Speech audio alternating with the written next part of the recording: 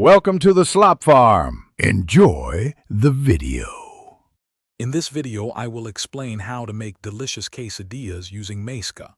We'll start by gathering our essential ingredients: Maseca corn flour, warm water, a pinch of salt, and your favorite quesadilla filling. Having a colmo or a good non-stick pan ready is also key. This simple approach ensures you get that authentic, homemade taste every time. Next, let's prepare the masa dough. In a bowl, combine 2 cups of Maseca with about 1 1/2 cups of warm water and a small pinch of salt. Mix thoroughly, then knead the dough for approximately 5 minutes until it feels smooth and is easy to work with.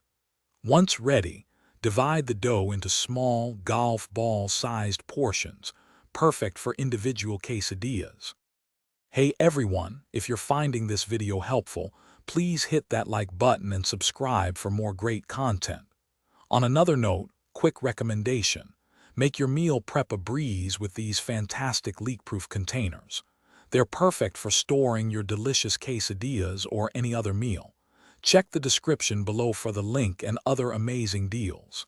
Now, let's get back to the video. Now for the cooking. Using a tortilla press or your hands, flatten each dough ball into a thin, round tortilla. Place it on a preheated colmo or non-stick pan, cooking for about 1 minute on each side until lightly browned.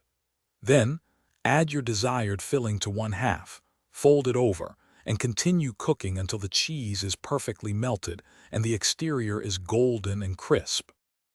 Thanks for watching. Consider subscribing if we helped you today.